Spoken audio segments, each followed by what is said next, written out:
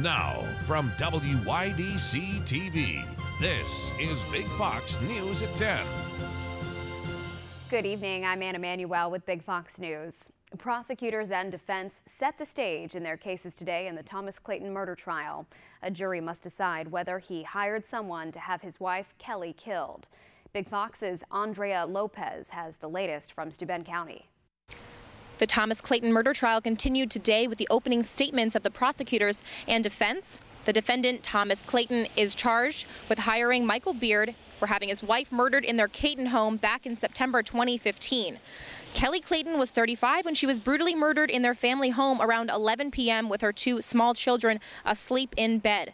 Court reconvenes tomorrow morning at 9:30 a.m. when the first witnesses will take the stand if schedule goes accordingly. Wetmore plans on having Derek Olney, the neighbor of Kelly and Tom Clayton on Gannon Road at their home, take the stand.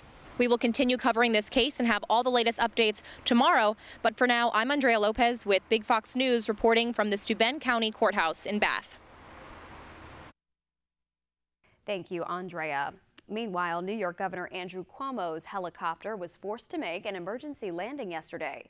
The governor was on his way back to New York City after delivering the State of the State address when the chopper filled with fumes that smelled like smoke. It made an emergency landing in Newburgh. No one on board was hurt, and the incident is now under investigation. We are almost at the peak of flu season, and the CDC, along with the Chemung County Health Department, says it's not too late to be vaccinated. The CDC reports so far this season, only 37% of children ages 6 months to 17 years old are protected. People ages 18 and older are slightly higher at 41%. Health officials say the flu is sweeping New York State, so it is best not to take chances. It's particularly devastating to the younger and the older in our population. But anyone who's working around the elderly, for instance, in a nursing facility, anyone in general could contract it and take it home to their family. So it's very important. It's a prevention of getting that illness. The health department has an abundance of the vaccine. You can call 607-737-2899 to schedule an appointment. It's not April, yeah, it's still January, but you wouldn't know it if you stepped outside earlier today. Highs climbed to nearly 50, and despite the rain, this time of the year, what goes up must come down. Yeah, we're talking about the temperatures. Winter back in the Big Fox forecast. Meteorologist Kim Walker has that coming up next. Here's your local stock market update from Big Fox.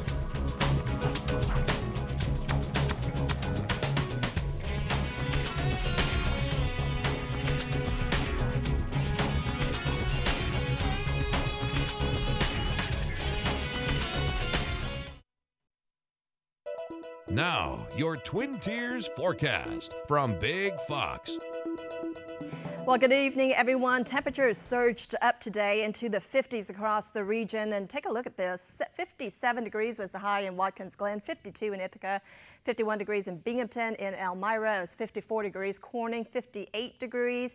But unfortunately, even with the warm temperatures, we had to endure some of that rain. We picked up more than 3/4 of an inch of rain in Elmira as a cold front is now pushing through the region. Behind it, we're going to see much colder air. So don't get used to this warm weather, because by tomorrow it's going to be cooling down as north winds, a brisk north wind, will be headed toward our area. So we are going to see things cool down as we make our way toward the end of the week. We also have chances of snow as well. So here's a look at your headlines. Partly cloudy skies tomorrow. It will be breezy and it will be cold. A few flurries could be a possibility. And then as we make our way into Saturday, it will be even colder with light snow showers on Saturday. And then as we make our way into Sunday, we're going to see the sunshine return, but temperatures will remain near freezing. So it's going to be cold the next 3 days. Here's a look at your forecast for tomorrow. Temperatures will be around 33 degrees. We are going to see the possibility of some drizzle and maybe even some flurries across the area. The clouds will start to decrease during the day. And your 7-day forecast calls for temperatures remaining cold, though, as we head toward the weekend. Cloudy conditions with a few flurries, maybe even some light snow showers as well. Highs will only be around 30 degrees.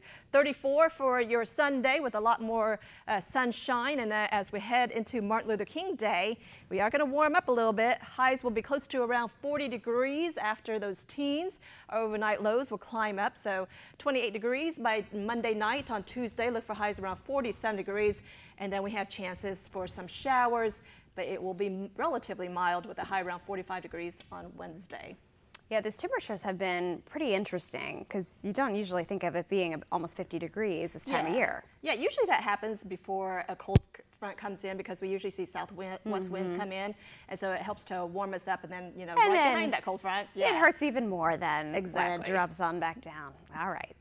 Well, you often see birdies on a golf course this time of year, though this time we're going to see them in the form of American bald eagles. Well, this pair of majestic birds have been seen hovering over Indian Hills Golf Course. This is a sign of the remarkable recovery of eagles in New York and Pennsylvania. That started with a couple of Alaskan birds that were brought in here in the 1970s. Yeah, when there were none. Nice to see that sight. Yeah. Thanks for joining us. Stay tuned for Mike and Molly.